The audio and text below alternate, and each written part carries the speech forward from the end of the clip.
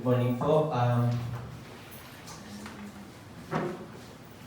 just want to open this message by asking, how do you express your love to one another? Madali na magsabi na, I love you. Sabihin mo yung katabi mo, I love you. So,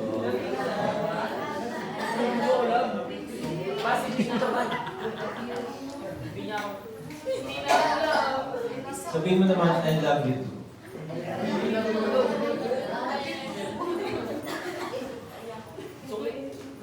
So, madaling magsabi, di ba? I love you. Kahit yung kilala, pwede sabihin, I love you. Love you. But, many times, we just utter the word, or words, but without a substance.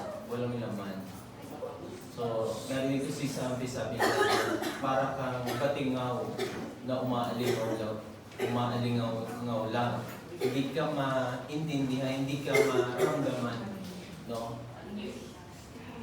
So, madaling sabihin, di ba? Pero, ano ba yung meaning nun sa'yo? Pag sinabi mo yung words na I love you. I love you. I love you. I love you.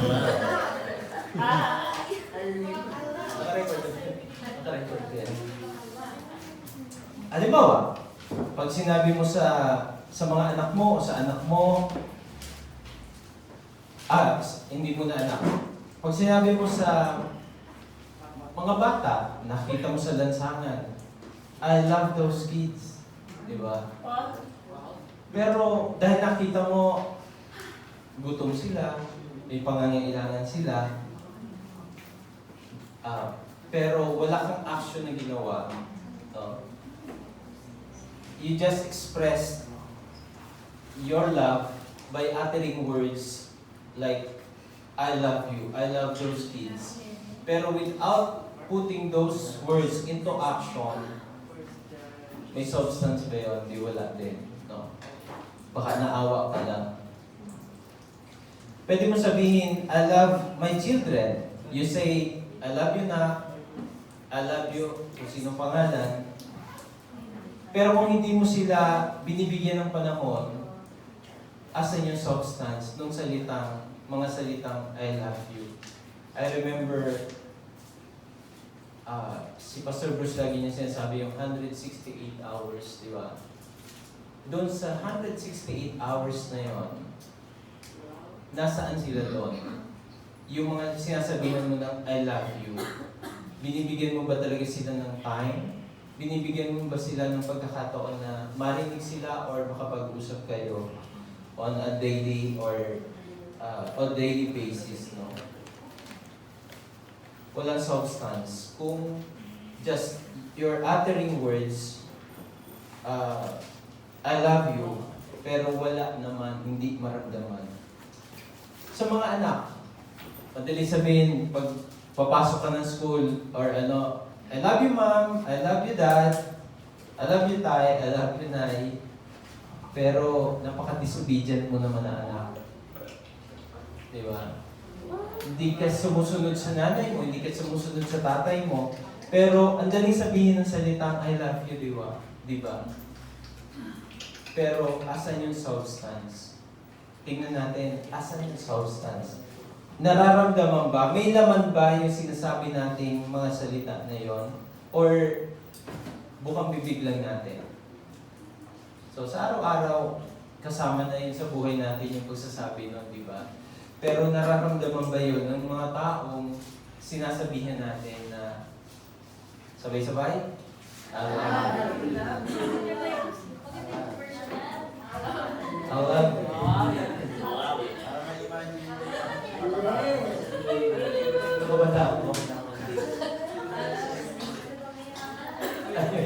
Binura ko na.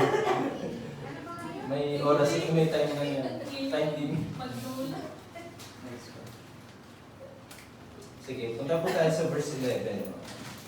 Chapter 3, verse 11. Ang napakahabang text na pagbubulay-bulayan po natin. And hopefully, in 10 minutes, hindi pa tayo tapos.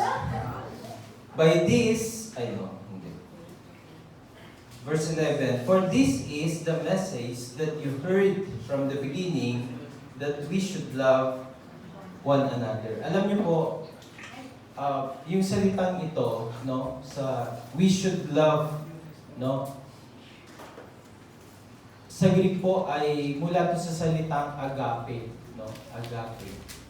So agape men. Actually, pag kinumpleto mo, we should love agapomen, ang salita pong Greek na makikita po natin. No? At kung ma-remember natin yung definition, how the Greek words differentiate the word love, no? Sabi nga ni Pastor Bruce, buti nga ang Greek language, merong nadi-differentiate niya yung meaning. Sa atin kasi, madali lang sabihin mahal. Hindi mo maintindihan ano ba yung mahal na yun. Kasi parang isa lang, no? Or nagkakaiba-iba lang sa salita ng lingwahe natin, yung mga provincial language, no? Dialects, no? Doon may iba, ginugugma, ano yun? Hindi, saan lugar yun? Ginugugma, taka. Padanga, taka. Padaba. Sa Kapampangan, sa Sikay. Wala pong kaluguran. Kaluguran, daka? Daka? Taga-Kapampangan ba siya? Taga-Kapampangan ba siya? Hindi, si Giselle o Kapampangan. Kaluguran, taka? Daka? Ay, si Kuya, lumalayo pa ako ito pala. Kaluguran, no? Sa Ilocos, no? Sa Ilocos. Wow. Ay, ayatang taka. Di ba? At least doon, meron. Pero, ang ibig sabihin pa mahal kita. No? Mahal. Pero sa Greek, meron na tawag na eros. No? Yung eros, is a term used ng love, physical love. No? Mahalagang maintindihan natin kung yung love sa iyo is just physical love. No? Yung isa ay phileo. No? Phileo is brotherly love. No? Maintindihan mo yan nung sinabi ni Jesus kay Peter, "Do you love me more than this?" 3 beses love. Pero hindi gumamit ang Panginoon doon ng eros, love. Dalawang philia yata. Tapos isang agape. Papunta dun sa love ng brotherly. And yung love ng Diyos sa tao is agape. No? Kaya itong word na sa verse 11 is agapomen, no? We should love is agapomen from the Greek word, the root word agape. Is anong agape love? Divine. It's unconditional love. It's divine love. May agape love, no? We should love one another, no? So, nung sinabi to ni Apostle John that we should love one another, he was referring to the message of Jesus which was from the beginning. So, kasi sa word in the beginning, di ba? God created the world. Hindi po yun yung in the beginning na binabanggit po doon, because yung in the beginning na binabanggit doon is the beginning of the proclamation of the gospel. At sino po ang nag-proclaim ng gospel? From the beginning, si Jesus Christ. No? The gospel, the message of the gospel was proclaimed by Jesus Christ Himself. No? At narinig lang to ng mga apostles. So we should love one another. No? Yung beginning na binabanggit dito ay yung beginning na nanggaling po doon sa proclamation ng gospel. Now, let's go back and see the basis, no? Nito pong we should love one another. So, makibukas po kayo sa atin sa Matthew chapter 19. Matthew chapter 19, verse 16 to 26. Matthew 19, verse 16 to 26. So siguro ito ay palasak na po sa inyo, yung iba, pero let's remember this passage kasi maganda po itong pag-usapan. Ano? In expressing the love towards another. Now behold, verse 16, now behold, one came and said to him, Good teacher, what good things shall I do that I may have eternal life? So he said to him, Why do you call me good? No one is good but one, that is God. But if you want to enter into life, keep the commandments. He said to him, Which ones? Jesus said, You shall not murder, you shall not commit adultery, you shall not steal, you shall not bear false witness, honor your father and your mother, and you shall love your neighbor as yourself. The young man said to him, All these things I have kept from my youth. What do I still lack? Jesus said to him, If you want to be perfect, go, sell that you have and give to the poor, and will have treasure in heaven, and come and follow me. Then, okay na yan, ano? So dito po, nagtanong yung lalaki, no? Mayamang lalaki, paano ako makarating sa makatanggap ng eternal life? Na yun din yung di-desire natin, di ba? Eternal life. Sino rito ang sigurado na kapag namatay ay pupunta sa langit? Yes, amen. Kasi habang nasa lupa tayo, pwede mo nang masiguro kung saan ka pupunta. Hindi dahil gusto mo lang, kundi iyon na sinasabi ng Biblia. Iyon na sinasabi ng mga salita ng Panginoon. Ina-assure tayo na pwede nating malaman na habang buhay pa tayo, ay maaari nating masiguro kung saan tayo pupunta. At ito rin yung didesire ng lalaking mayaman. Paano ako papasok sa kaharian? Makikita niyo dito mga kapatid, no? Na hindi porket mayaman, eh sigurado nang papasok sa langit. Kasi ito yung patunay na itong lalaking ito, mayaman siya. Nasa kanya na lahat. Marami siyang ari-arian, probably. Pero nagtatanong siya, paano ako magkakamit ng buhay na walang hanggan? So wala sa kayamanan ang pagkamit ng buhay na walang hanggan. At hindi nababayaran, kasi kung nababayaran yung langit, kung nababayaran yung kaligtasan, kung nababayaran yung eternal life, kung nababayaran yung pagtira mo dun sa langit, ay mapalad naman kapag mayaman. Diba? Sabi nga nila, swerte. Swerte naman, pag pinanganak kang mayaman, di kaya mo nang bayaran yung langit. Eh paano kung tayong mga mahihirap lang ang mamatay?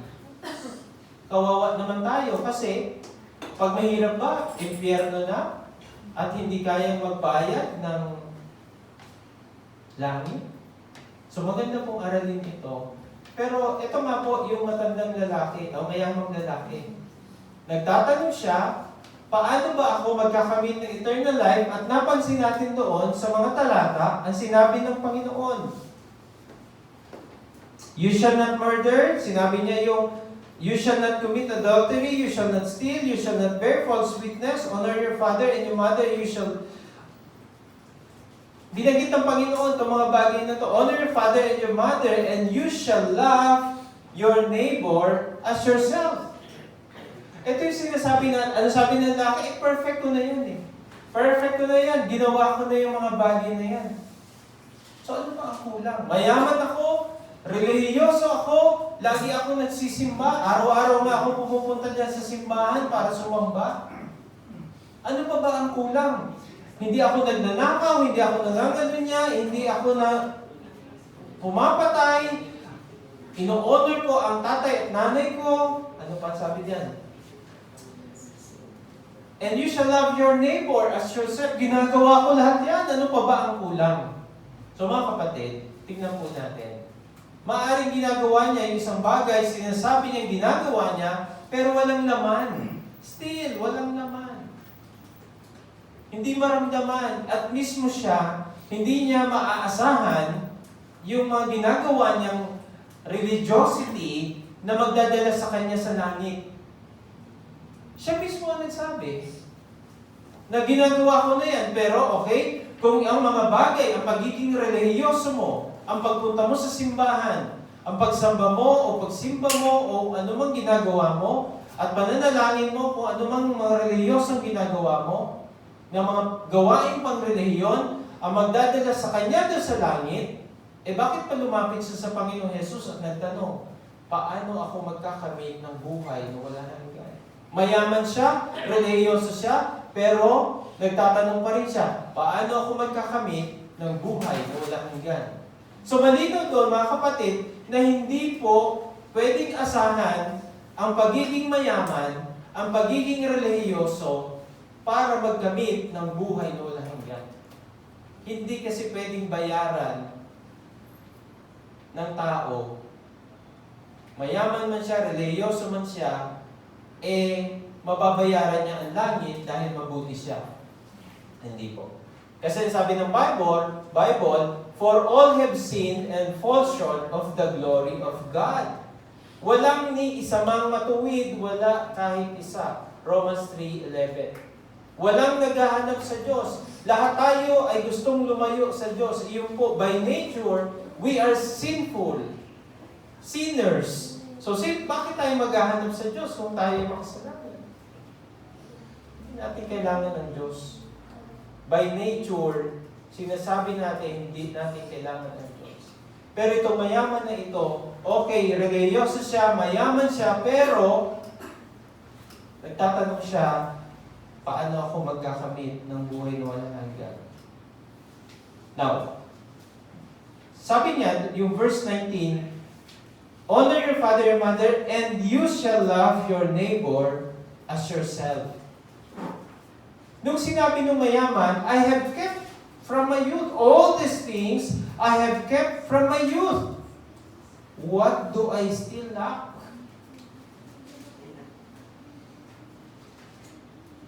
Sumagot ang Panginoon. Okay, perfect mo yan. Nagagawa mo yan simula nung bata ka. Jesus said to him, if you want to be perfect, go, sell what you have, and give to the poor. And you will have treasure in heaven, and come back, and come, follow me. Napansin niyo po? Okay, sinasabi ng mayaman, okay, sige, perfect mo yan. Mahal mo yung kapwa mo. Pero, hanggang nguso lang yan. Hanggang bibig lang yan. Put them into reality. Put them into action. Yung sinasabi ko sa inyo kanina sa opening questions natin, madaling sabihin, ibigkas yung salitang, I love you, I love those kids. Pero hanggang doon lang tayo. Nakita natin nagugutom. Hindi man natin maalok ng kahit isang tinapay. Diba?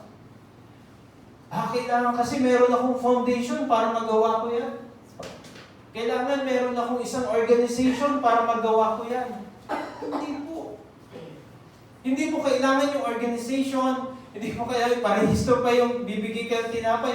Magpaparehistro ka pa sa gobyerno para magbigay ka ng tinapay, ng lugaw. Hindi po kailangan. Ano ka, kandidato?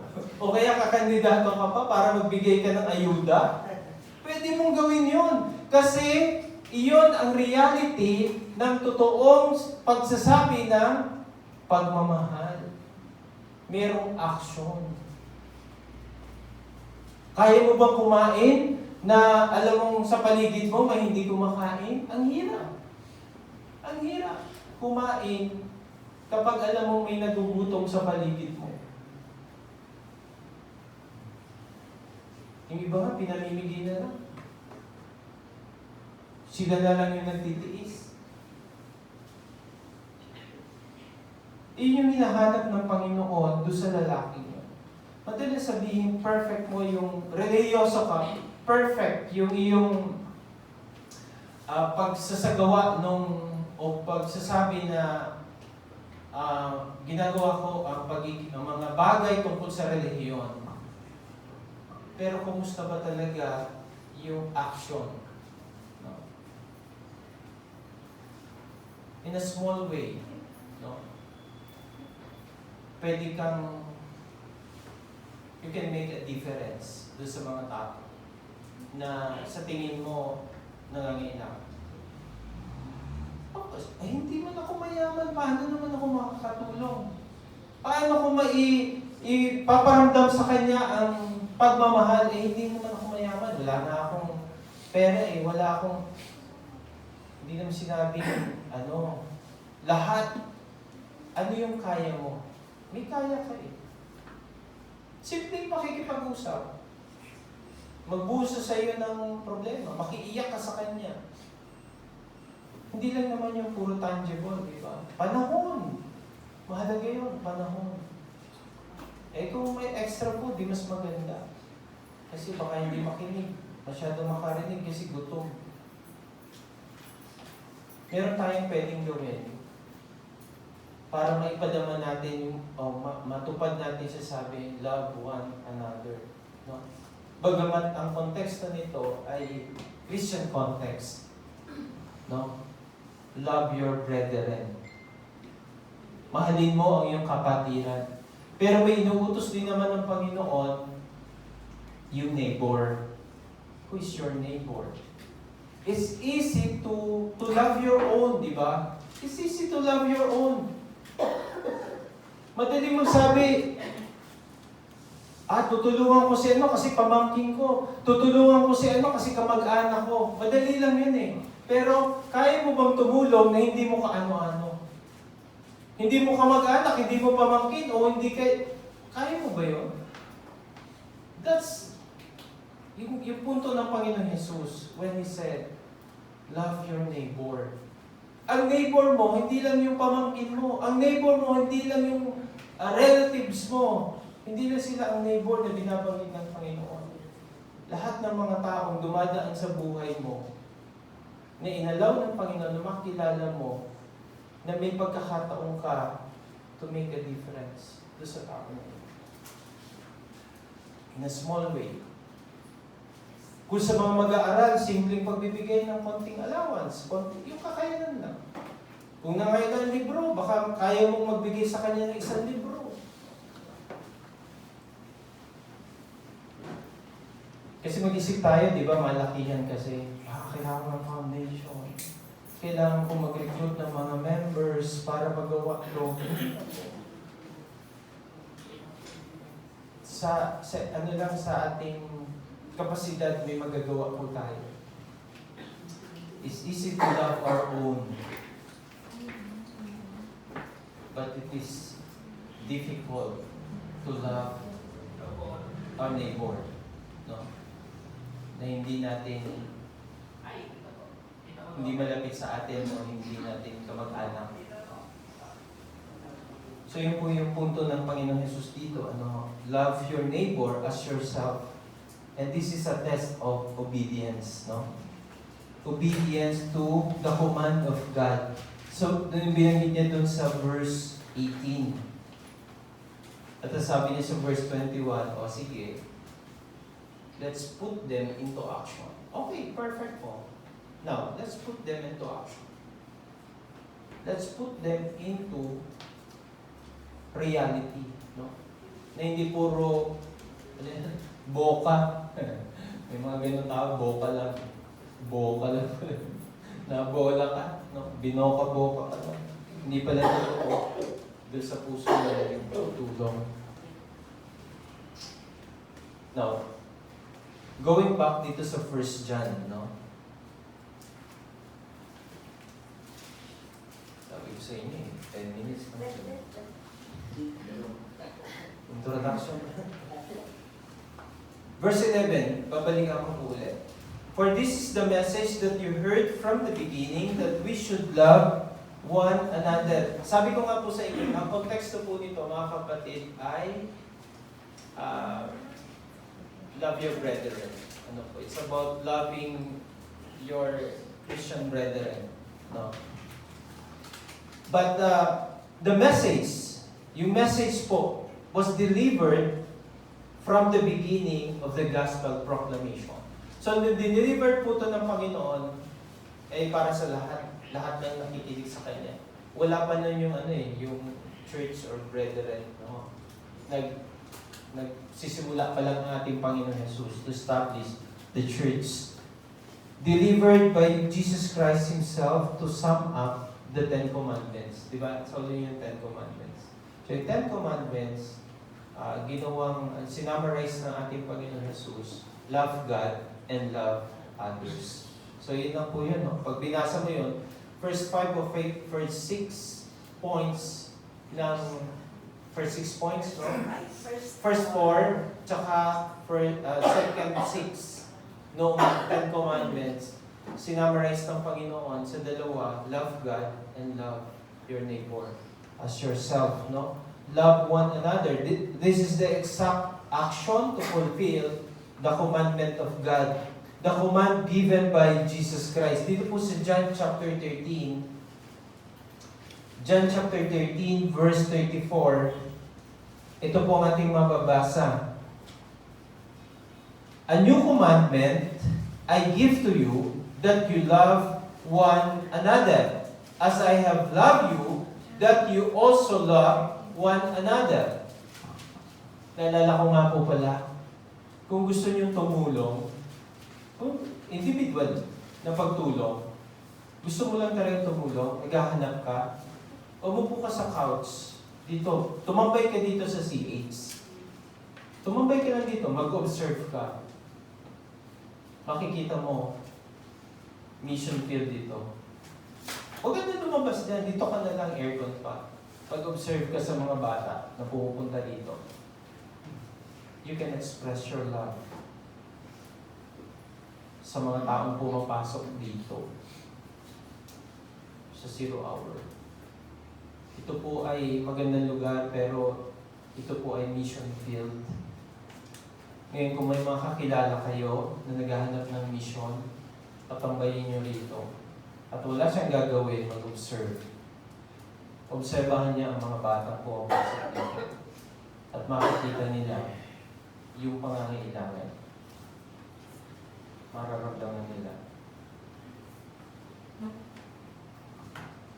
Verse 15, chapter 15, verse 12. This is my commandment, that you love one another as I have loved you. So this is a commandment, to love one another. The same way, yung binanggit sa Matthew, you shall love your neighbor as yourself. This is God's commandment, delivered by Jesus Christ, no? Sa 2 John, chapter 5 and 6. Second epistle of John, the 1 John, 2 John, no? 5 and 6. Chapter 1 lang po kasi ito, verse 5 and 6. And now I plead with you, lady, not as though I wrote a new commandment to you, but that which we have had from the beginning, that we love one another. This is love, that we walk according to His commandments. This is the commandments that, as you have heard from the beginning, you should walk in it. Take note of the phrase, no? The words, we should walk in it. Yung focus po ng commandment na to is to love, and this love ay isinabuhay ng ating Panginoong Jesucristo, at ito po ay energized by the Holy Spirit. Doon sa Galatians chapter 5 verse 22. By nature, hindi naman po tayo laughing people eh. Diba? Ano tayo? Makasarili. Yun talaga tayo. Madamot, makasarili. Ang makadalasing iniisip lang natin, sarili, tayo, ako, puro tayo ako, diba? Kaya next week, pag pinag-usapan natin yung issue kay Cain at kay Abel, makikita natin yung sinasabi kong ito, no? Kasi Iyon talaga yung tao eh. Ano yung mapapala ko? Diba? Parang ano yun eh, pag makipagkaibigan, ano kayo mapapala ko sa taong to? Diba? Isip. Hindi yung lalapit ka, ano kayang may tutulong ko dito? Diba? Pag Kristiyano ka dapat, paano kaya matutulungan to? Diba? Pag Kristiyano ka dapat ganun eh. Pag believer ka, pag may relasyon ka kay Jesus Christ, kasi si Jesus Christ ganun eh. Diba? Hindi yung ano kayang makukuha ko rito, ano kayang mapapala ko rito, ano kaya ang mabe-benefit ko dito. Pag kinaibigan ko to, nilapitan ko to, ano kayang mabe-benefit. By nature, ganun po talaga tayo eh. Di po ba? Nagbago lang po ito nung magkaroon tayo ng relasyon kay Jesucristo. Na kung dati ang iniisip, dati madamo tayo, dati makasarili tayo. Pero nung tayo ay na kay Kristo na, nung tayo ay binago ng Panginoon Jesus, nagkaroon tayo ng puso na mapagbigay, mapagkalinga, mapagmahal. Yun po yung naging ano natin eh. Pag binasa mo yung Galatians chapter 5 verse 22, yung characteristics ng Panginoon, ng banal na Espiritu, ay na-develop po sa atin. Yung love first and foremost, love, joy, peace, kindness, gentleness, ano pa? Faithfulness, self-control, patience, no? 8 yun, 8. Dati wala man tayo nun, di ba? Wala tayo ng love. 9 ba siya? Thank you. Dati wala tayo nun eh. May goodness pa. Wala tayo nun. Pero nakita mo, nung tinatakan ka ng banal na Espiritu, sige po, kahit 11 na. Kahit na, mas maganda, mas marami, di ba? Damihan natin. Okay, damihan natin, mas maganda. Pero mga kapatid, iyo po yun, no? Iyo po yung... sorry, hindi pa tapos ang ina. Sige na. Kaya mo yan. Kaya. Okay. Mas maganda, mas marami. Dagdagan pa natin yan ng mamaya. Sige. Wala tayo noon by nature. Pero, habang lumalalim tayo sa ating relasyon sa Panginoon, naintindihan natin na parang nagugulat ka, ba't mahabagin ako ngayon? Bakit pasensyoso na ako? Bakit ang dami mo ng tanong sa sarili mo? Bakit na-develop to? Bakit loving na ako? Dati hindi ako loving. Dati hindi ako joyful. No, maliban kaya si Joy. Dati hindi ako, lahat. Pero ngayon, ba't ganito na ako? Iyakin na ako. Dati hindi naman ako iyakin. Alam mo, pag Kristiyano ka, alam mo yun, nagiging iyakin ka. Para lumalambot yung puso mo, no? Hindi ko yun dati, siga-siga ka, matapang ka, pero bakit gano'n? Iba nagiging iyakin. Dati pala away ka, tapos parang napaka-peaceful mo na. Anyway, God's working yun sa atin. 1 Thessalonians chapter 4, verse 9. But concerning brotherly love, you have no need that I should write to you, for you yourselves are taught by God to love one another. So inaasahan ko pala sa atin ito, to love one another. No? In the context of Christian brethren. Pero in the context of the commandment, you shall love your neighbor as yourself. The same love na ang root word ay agape. Na ang pinanggalingang salita ay love of God. Divine love. Hindi conditional love, but unconditional love. Kahit wala kang mapapala sa Kanya, kahit wala kang mapuhutot sa Kanya, sorry sa mali, magbe-benefit sa, pero ibibigay mo pa rin yung love na yun. Because that is God's love. Pag sinabi mo, I love you, dapat may substance na. Okay?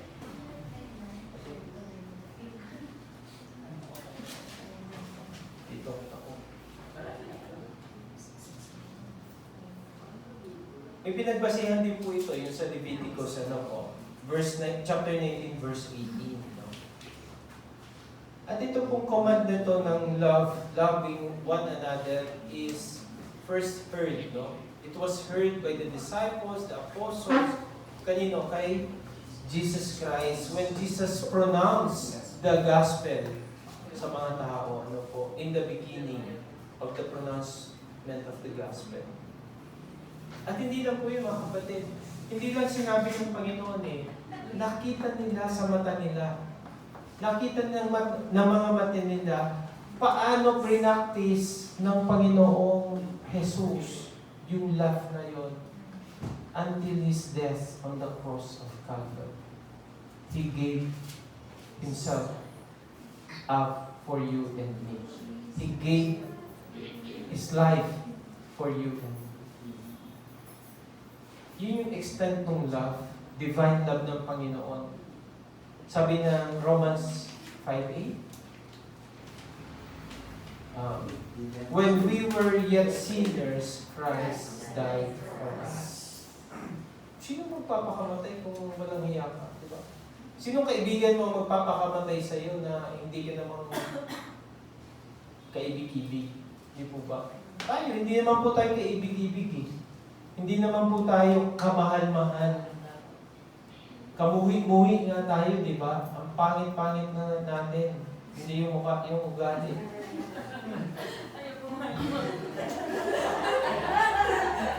Ay!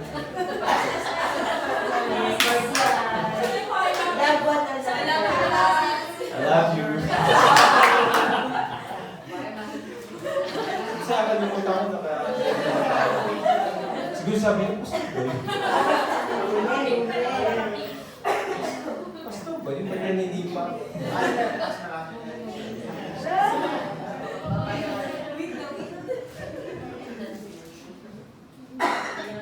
So nakita nila yon, araw-araw na malas nila kung paano pre-practice ng Panginoon yung love na yun.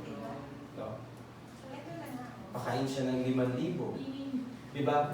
Yung 5,000, mga lalaki lang yon. So sabihin natin, 15,000 kasama yung mga bata. Nagpakain siya ng 4,000. Nagpagaling siya ng mga may sakit. Ginawa yun ng Panginoon at nakita niya yung pag-ibig. Nakita ng witness ng mga disciples yung pag-ibig nila. So balikan po natin yung tanong kanina, how do you love one another? How do you love your neighbor? No? How do you love your neighbor? So sana itong message na to ay hindi lang siya maging mensahe na narinig natin, kundi mailagay natin to sa action. No? Maging goal na natin ngayon, in a small way. May mga maliliit na bagay na pwede kang makatulong sa iba. And gawin mo siya na ang inspirasyon mo ay ang pag-ibig ni Jesucristo. No? Kung makikita mo yun, ipadamo sa kanila yung love na yun. At napanood nyo yung parang pelikula na Pay It Forward. Imagine kung magagawa mo yon, susundan din ng iba. So wag nating kalilimutan na may neighbors tayo. May mga tao sa paligid natin na nangangailangan. In a small way, pwede tayo makatulong. So let us love one another. Let us love our neighbor. Let's pray. Salamat, Panginoon, sa maiksing paalala nito, Panginoon, sa 1 John 3:11, that we should love one another. Thank you, Lord, na yung desire mo sa amin is to put this commandment into action. Tulungan mo kami, Panginoon, in a small way, we can make a difference. We can help others. Sa kaliitan namin, sa kadukha namin, ay hindi pa rin yun excuse para hindi kami makadevelop ng help to show love to our neighbors. Ano man po yun, Panginoon, kayo pa rin naman ang great provider. Kayo pa rin naman ang inaasahan namin. Dahil we're just your ambassadors here, Lord. Ikaw po talaga yung nagtatrabaho. Ikaw yung gumagawa para maipadama mo sa tao yung iyong concern, yung iyong pag-ibig, Panginoon, through us. That's the essence, Lord, we believe. The essence of being salt and light sa mundo pong ito. Tulungan mo kaming magawa ito, Panginoon. Na ma-express namin yung love not only by words, by uttering words, I love you, but with substance. Kapag sinabi namin yun, may laman. Salamat po. In Christ's name. Amen.